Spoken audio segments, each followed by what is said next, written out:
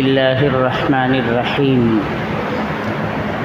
الحمد لله رب العالمين، والصلاة والسلام على سيد الأنبياء والمرسلين وعلى آله وأصحابه أجمعين. أما بعد، فقد قال الله تبارك وتعالى في القرآن المجيد والفرقان الحميد: أعوذ بالله من الشيطان الرجيم، بسم الله الرحمن الرحيم. والفجر وليال عشر والشفع والوتر. وقال الله تبارك وتعالى: إنا أعطيناك الكوثر فصل لربك وانحر إن شانئك هو الأبتر. وقال عليه الصلاة والسلام: من وجد سعة لأن يضحي فلم يضحي فلا يحضر مصلانا. وعن ابن عباس رضي الله تعالى عنه قال: قال رسول الله صلى الله عليه وسلم: ما من أيام العمل الصالح فيهن أحب إلى الله من هذه الأيام العشر. فقالوا: يا رسول الله صلى الله عليه وسلم، ولا الجهاد في سبيل الله؟ فقال رسول الله صلى الله عليه وسلم: ولا الجهاد في سبيل الله إلا رجل خرج بنفسه وماله فلم يرجع من ذلك بشيء. وعن أبي قتادة رضي الله تعالى عنه عن النبي صلى الله عليه وسلم قال: إني صيام يوم عرفة إني أحتسب على الله أن يكفر السنة التي قبله والسنة التي بعده. وعن أبي هريرة رضي الله تعالى عنه قال: قال رسول الله صلى الله عليه وسلم: ما من أيام أحب إلى الله أن يتعبد له فيها من هذه الأيام العشر، يعدل صيام كل يوم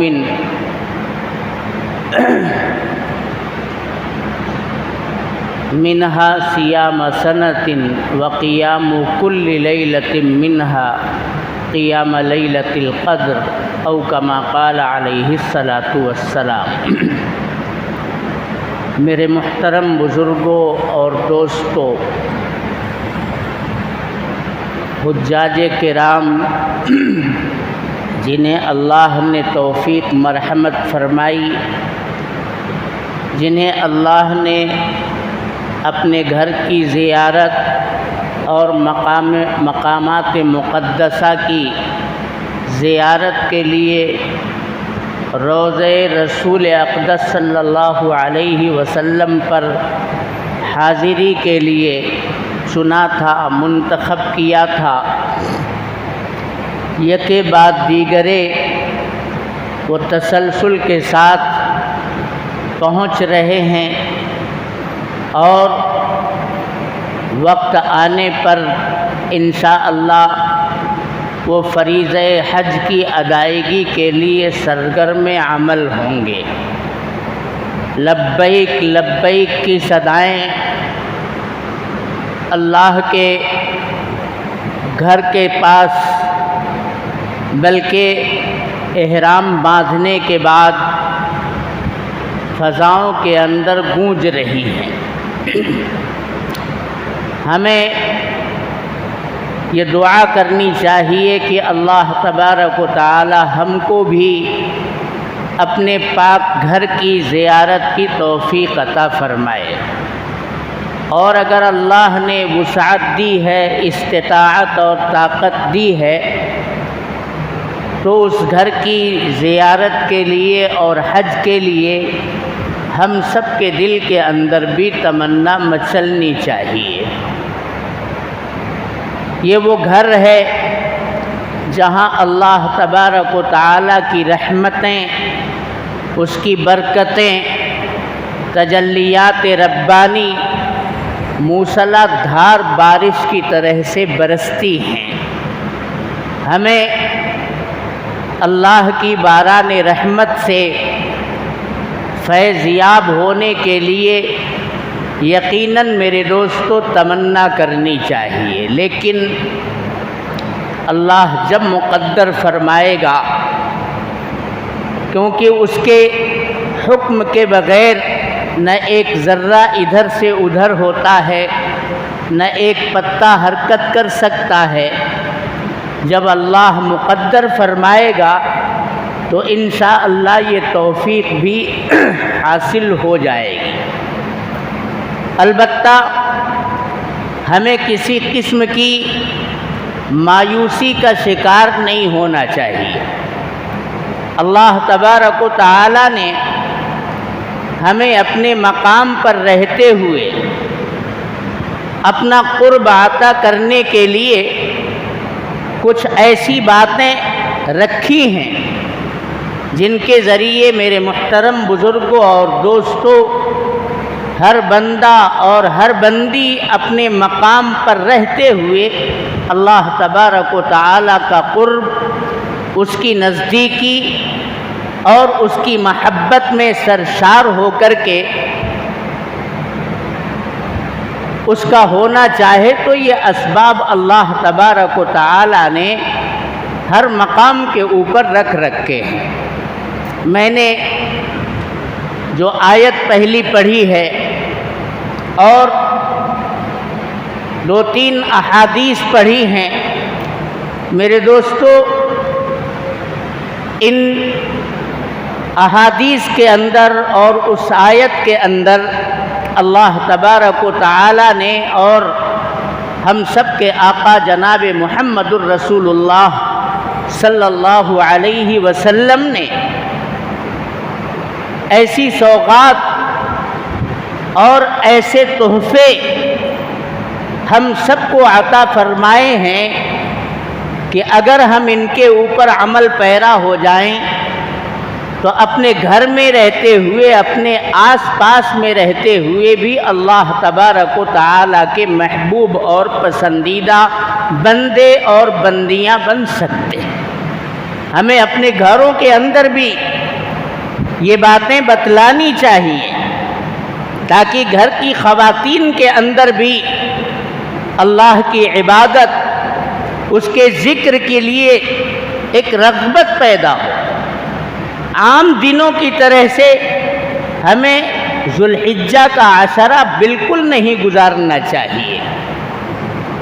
حضرت عبداللہ ابن عباس رضی اللہ تعالی عنہ ارشاد فرماتے ہیں کہ نبی اکرم صلی اللہ علیہ وسلم کا ارشاد گرامی ہے، ما من ایام العمل الصالح فیہن احب الی اللہ من هذه العشر۔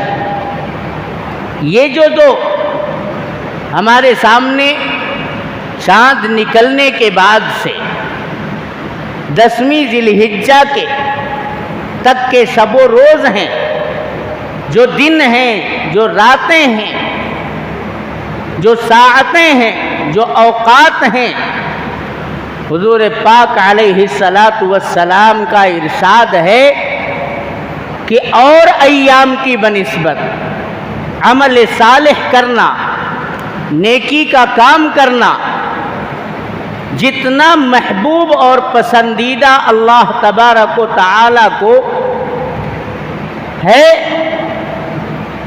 اس سے کہیں زیادہ پسندیدہ اور محبوب اللہ تبارک و تعالی کو نیک عمل کرنا ان 10 دنوں اور 10 راتوں کے اندر ہے، اور اس کا اندازہ نہیں لگایا جا سکتا کہ کتنا اللہ تبارک و تعالی کو ان 10 شب و روز کے اندر عبادت کرنا، بندے کی طرف سے عمل صالح کرنا پسندیدہ ہے۔ اسی لیے علماء کا اختلاف ہے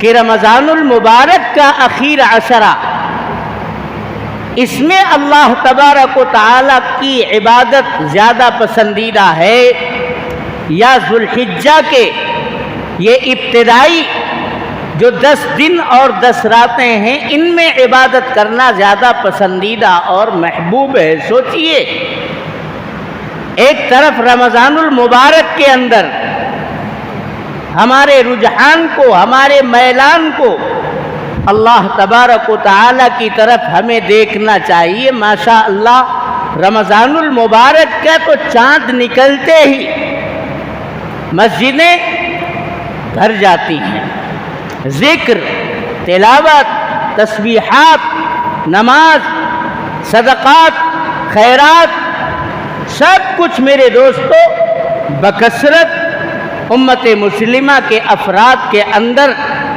ہم دیکھتے ہیں یہ اعمال صالحہ پائے جاتے ہیں اور پائے جانے چاہیے، پھر بھی ہم کوتاہ عمل ہیں، ہم سے رمضان کا حق بھی ادا نہیں ہو پاتا۔ لیکن بہرکیف ایک چاہت، ایک طلب اور ایک لگن ہمارے دلوں کے اندر رمضان المبارک کے ایام میں اور ان کی راتوں کے اندر پائی جاتی ہے۔ ہم تراویح پڑھتے ہیں، تہجد پڑھتے ہیں، اوابین کا اہتمام کرتے ہیں، جی اشراق و چاشت پڑھتے ہیں، یعنی عبادات کی کیفیات میں اضافہ ہو جاتا ہے۔ ہر لحاظ سے ایک مومن اور مسلمان بدلاؤ اپنے اندر محسوس کرتا ہے۔ تو جب رمضان المبارک کے اندر ہم بدلاؤ محسوس کرتے ہیں اور محسوس کرنا بھی چاہیے، پھر بھی ہم سے کوتاہ عملی ہو جاتی ہے، ہمیں توبہ کرنا چاہیے۔ آپ اسی طرح سے ذوالحجہ کے ان 10 دنوں اور 10 راتوں میں بھی عبادتوں کا اہتمام کریں، صدقات و خیرات کا اہتمام کریں، ذکر و تلاوت اور تسبیحات کا اہتمام کریں، ان کے دنوں کا روزہ رکھیں۔ اختلاف علماء کا یہاں تک پہنچا کہ بعض علماء نے یہ لکھا ہے کہ رمضان المبارک کے اخیر عشرے کے جو دن ہیں ان دنوں کے مقابلے میں ذوالحجہ کے یہ عشرے زیادہ فضیلت لگتے ہیں۔ ذوالحجہ کے دنوں کی فضیلت رمضان المبارک کے اخیر عشرے کے دنوں پر بڑھی ہوئی ہے، اور رمضان المبارک کے اخیر عشرے کی راتوں کی فضیلت ذوالحجہ کے ان 10 دنوں کی جو راتیں آنے والی ہیں ان سے بہرحال افضلیت رکھتی ہیں، یعنی راتیں رمضان کے اخیر عشرے کی فضیلت یافتہ ہیں، لیکن دن بعض علماء یہ کہتے ہیں کہ رمضان المبارک کے مقابلے میں ذی الحجہ کے پہلے عشرے کے یہ دن رمضان المبارک کے دنوں کے اوپر فضیلت یافتہ ہے، لیکن ہمارے اندر کوئی تبدیلی محسوس ہوتی ہے؟ نبی اکرم صلی اللہ علیہ وسلم بکثرت روزہ رکھا کرتے تھے، اہتمام فرماتے تھے، ذی الحجہ کا چاند دیکھتے ہی آپ علیہ الصلاۃ والسلام اپنی عبادتوں کے اندر اضافہ فرما دیتے تھے، سائلوں کی مانگ پوری کیا کرتے تھے، صدقات و خیرات کرنا، لوگوں کے اوپر مال کا لٹانا نبی اکرم صلی اللہ علیہ وسلم کا شیوا تھا۔ آپ غریبوں کی، کسم پرسوں کی، ناداروں اور بیواؤں کی خبر گیری ہمیشہ فرماتے تھے، لیکن اس عشرے کے اندر آپ علیہ الصلاۃ والسلام کا یہ مزاج میرے دوستو دو چند ہو جاتا تھا ہمیں بھی آپ علیہ الصلاۃ والسلام کی امت کا ہم دم بھرتے ہیں آپ علیہ الصلاۃ والسلام کی سیرت سے اور آپ کے کردار سے اکتساب فیض کرنا چاہیے۔ آپ ذوالحجہ کے اکثر و بیشتر یہ جو 10 ایام ہیں دنوں میں آپ علیہ الصلاۃ والسلام روزہ رکھا کرتے تھے۔ ہاں، حجاج کرام کے لیے عرفہ کے دن روزہ رکھنا مناسب نہیں ہے۔ کیوں؟ اس لیے کہ کھلے آسمان کے نیچے کبھی دھوپ ہے، کبھی ٹھنڈک کی صحیح، بہرحال وہاں پر روزہ رکھنے میں دقت پیش آ سکتی تھی۔ عرفہ کے دن اللہ تبارک و تعالی کے سامنے حاجی کو، حجن کو خوب دعائیں کرنی ہیں، رونا ہے، گڑ گڑانا ہے، اپنے گناہوں کی مغفرت کی بھیک مانگنی ہے، اور پوری امت کے لیے رو رو کر کے اللہ تبارک و تعالی سے فریاد کرنی ہے۔ آپ علیہ الصلاۃ والسلام نے خود حج کے موقع پر عرفہ کے دن کا روزہ نہیں رکھا۔ آتا ہے روایت کے اندر کہ حضرت ام فضل ابن حارث رضی اللہ تعالی عنہا نے جانچنے کے لیے کہ آپ عرفہ کے دن روزے سے ہیں یا آپ روزے سے نہیں ہیں، صحابہ کرام کے اندر ایک تلاش تھی، ایک جستجو تھی کہ آپ تو ذی الحجہ کے عشرے میں اکثر دنوں کا روزہ رکھتے ہیں، آپ آج روزہ ہیں کہ نہیں ہیں یہ پتہ لگانا مشکل ہو رہا تھا۔ اور صحابہ کا ادب آپ علیہ الصلاۃ والسلام کے تعلق سے آپ کا احترام اتنا تھا کہ براہ راست پوچھنا مناسب نہیں سمجھتے تھے۔ حضرت ام الفضل نے ایک ترکیب نکالی اور دودھ کا ایک پیالہ بھیجا آپ علیہ الصلاۃ والسلام کی بارگاہ میں کہ لے جاؤ دودھ کا یہ پیالہ آپ علیہ الصلاۃ والسلام کو دے دو۔ آپ کے ہاتھ میں وہ پیالہ پہنچا، آپ علیہ الصلاۃ والسلام نے اس دودھ کو نوش فرمایا۔ اب تمام صحابہ کرام کے اوپر یہ بات عیاں ہو گئی، کھل گئی کہ عرفہ کے دن کا آپ علیہ الصلاۃ والسلام نے چونکہ احرام باندھ رکھا ہے، حج کرنے کے لیے آپ علیہ الصلاۃ والسلام تشریف فرما ہے، آپ نے روزہ نہیں رکھا۔ اسی سے میرے دوستو یہ بات علماء بیان کرتے ہیں کہ حضرت ابو قتادہ رضی اللہ تعالی عنہ کی جو یہ روایت ہے جس میں نبی اکرم صلی اللہ علیہ وسلم کا یہ ارشاد گرامی آپ نے نقل کیا ہے کہ یوں تو ذی الحجہ کا یہ پورا عشرہ اس شان کا حامل ہے، 10ویں کو نہیں، 10ویں کو تو سارے مسلمان یہ اللہ تبارک و تعالی کی طرف سے مہمان ہوتے ہیں، اس دن روزہ رکھنا حرام ہے۔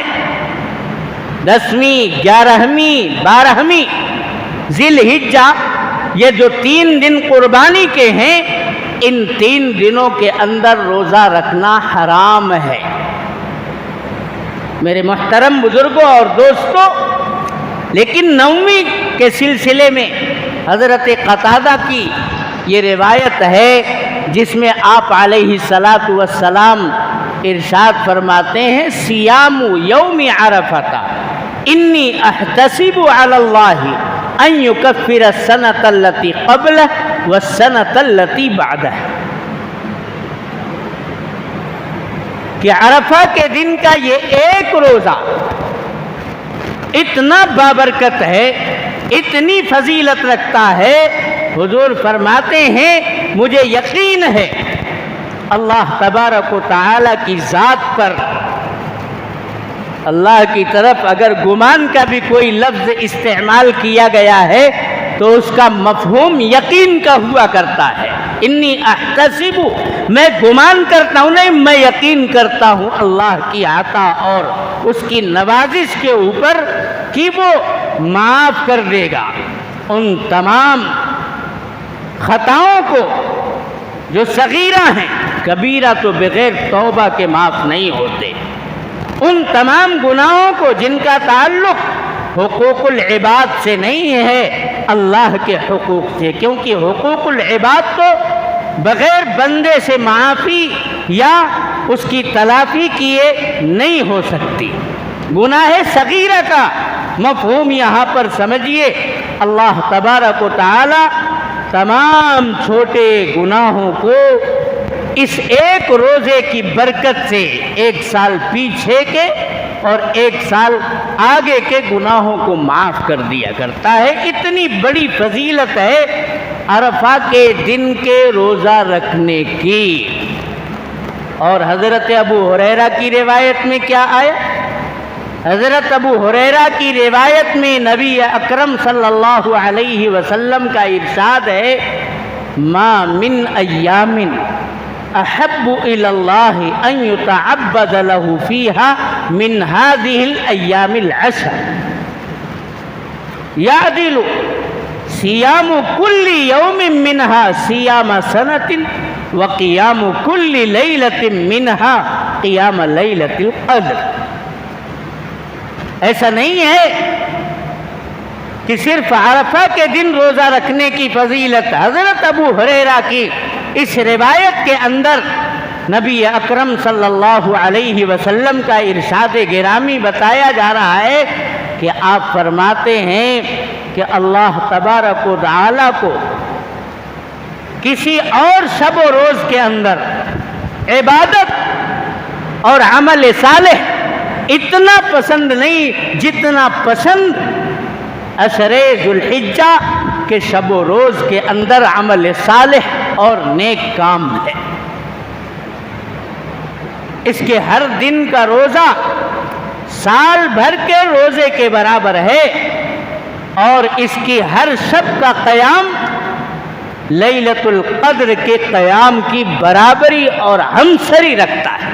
اتنی بڑی فضیلت ہے میرے محترم بزرگوں اور دوستوں.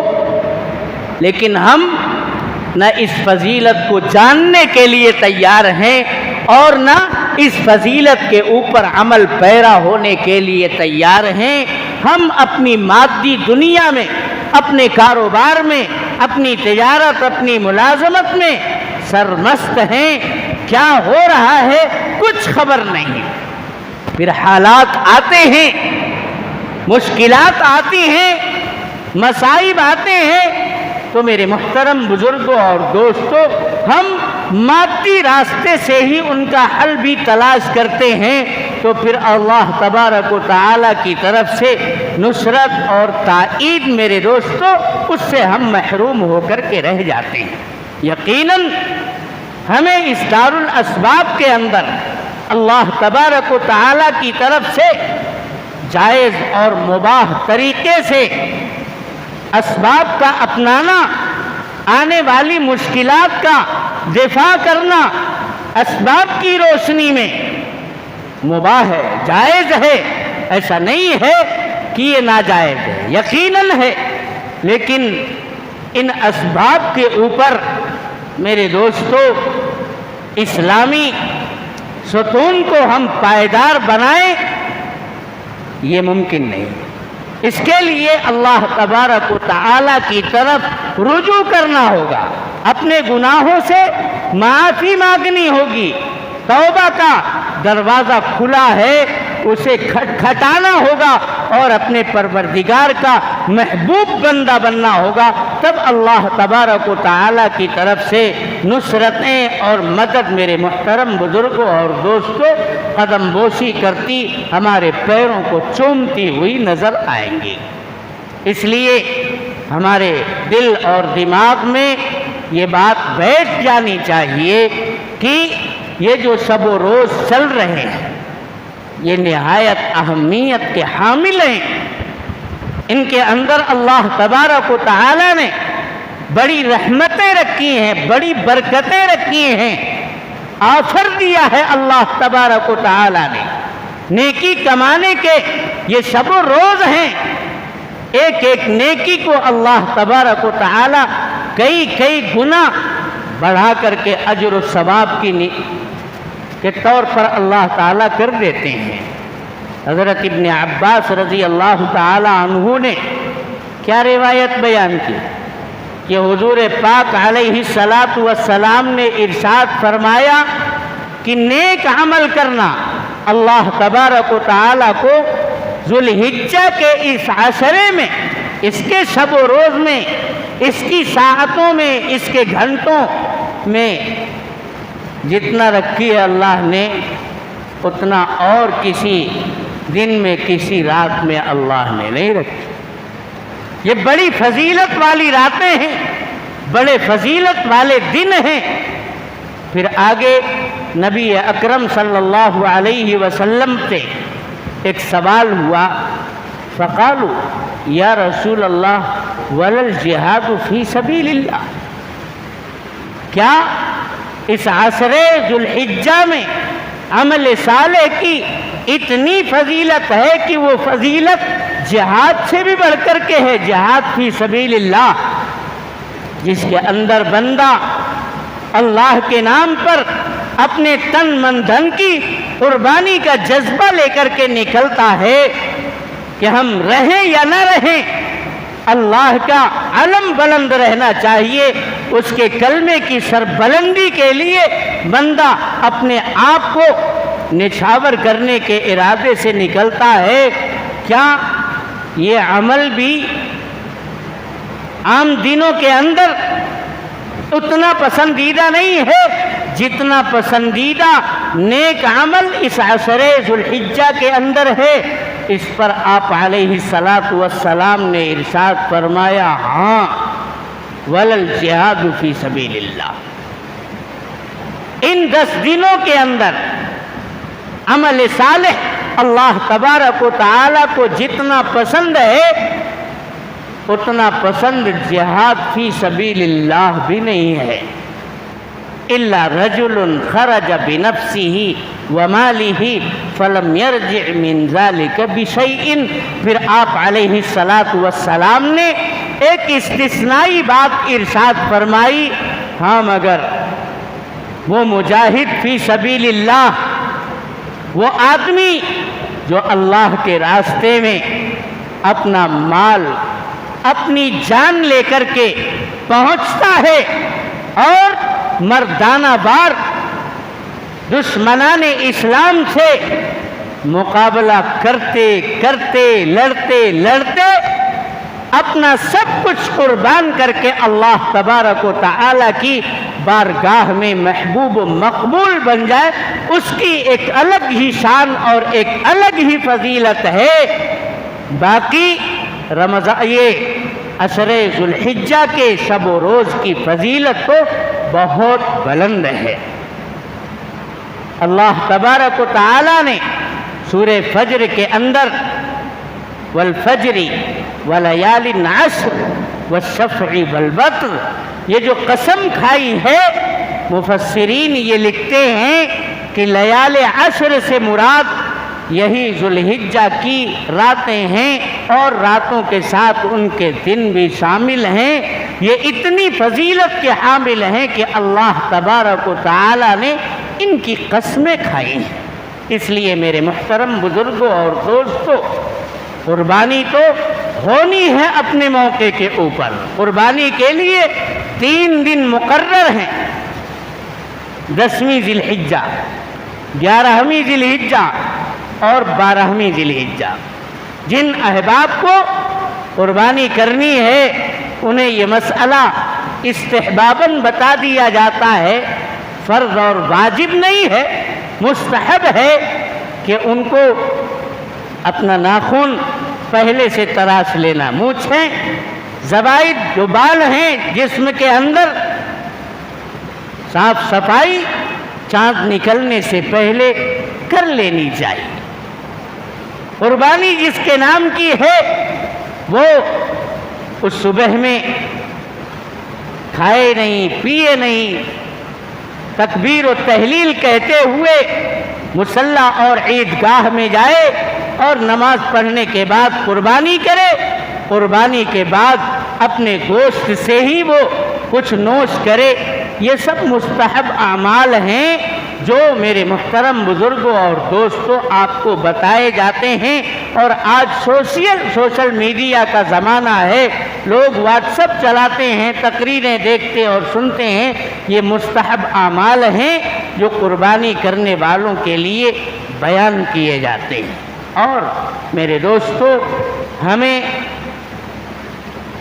ایک عبادت سمجھ کر کے صرف خانہ پوری کے لیے نہیں، ان جذبات کی عکاسی کرنے کے لیے جو سیدنا ابراہیم علیہ السلام نے اور حضرت اسماعیل علیہ السلام نے جذبات اللہ کی راہ میں نچھاور کیے تھے، ان جذبات کی عکاسی کرتے ہوئے قربانی کا جذبہ اپنے اندر پیدا کرنا چاہیے۔ حضور پاک علیہ السلام نے یوں ہی نہیں ارشاد فرمایا تھا، سمنوا ضحایاکم فإنها علی الصراط مطایاکم، جانور کو خوب فربا کرو، کھلا پلا کر کے موٹا تازہ کرو، یہی مرنے کے بعد پل صراط کے اوپر تمہاری سواری بن جائیں گے، اور پھر بجلی کی طرح سے یہ پل صراط سے تم کو اس پار سے اس پار گزار کر کے جنت تک پہنچا دیں گے۔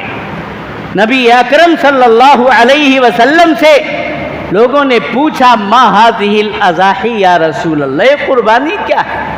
آپ نے فرمایا، یہ تمہارے جد امجد ابراہیم علیہ السلام کی سنت ہے، جن کی اولو العزمی کے تذکرے قرآن کریم کے اندر میرے دوستو بھرے پڑے ہیں۔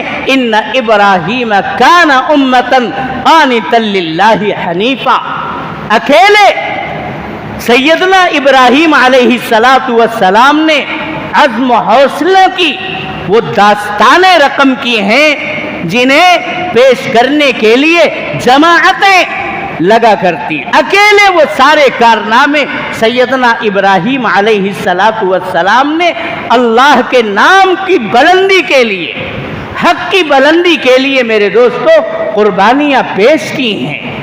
اپنے نوجوان جو ابھی عنفوان شباب پر ہے، نہایت پیارا حسین و جمیل نوجوان ہے، خواب کے اندر اللہ تبارک و تعالی کی طرف سے ان کی قربانی دکھائی جاتی ہے۔ بیٹے سے آپ استفسار کرتے ہیں کہ اے بیٹے بتا تیری رائے کیا ہے؟ بیٹا کہتا ہے اس خواب کو خواب نہیں، ہمیں یقین ہے کہ نبی کا خواب وہی ہوا کرتا ہے۔ یا ابت فعل ما تؤمر ستجدنی انشاء اللہ من الصابرین، وہ ساری داستانیں بیٹا باپ سے کہتا ہے، اے ابو جان یہ اللہ کا حکم ہے اور آپ اللہ کے اس حکم کو پورا کرنے کے لیے اقدام کیجئے، آپ دیکھیں گے میں صابر بن کر کے یہ قربانی پیش کروں گا۔ چنانچہ چھری اسی اسماعیل کے گردن پر چلائی گئی اور اللہ نے دمبا بھیج کر کے ان کے جذبات کے قبول کرنے کا اعلان کر دیا، اور یہ بھی کہہ دیا کہ ہم اس عمل کو رہتی دنیا تک کے لیے یادگار بنا دیں گے۔ چنانچہ قربانی تمام امتوں کے اندر میرے دوستو ہوتی رہی ہے، ہم بھی قربانی کرتے ہیں، تو ان جذبات کی تھوڑی بہت عکاسی ہمارے دل کے اندر رہنی چاہیے۔ حضور نے فرمایا ہے من وجد ساعة لأن یضحی، اب تو آپ کی اپنی جان کا نذرانہ پیش نہیں کرنا ہے، بلکہ اللہ کے نام پر جانوروں کو قربان کرنا ہے۔ تمہارے پاس اگر مال ہے، استطاعت ہے، تو ضرور جانور کو اچھے سے اچھا خریدو، 2-4 دن 10 دن اپنے گھر پر باندھو، کھلاؤ پلاؤ، ان سے کی الفت اور انس پیدا کرو، تاکہ ذبح کرتے وقت تمہارے دل کے اندر ایک کسک محسوس ہو۔ سیدنا ابراہیم علیہ السلام کو اسماعیل کے ذبح کرتے وقت کیسی کسک محسوس ہو رہی تھی؟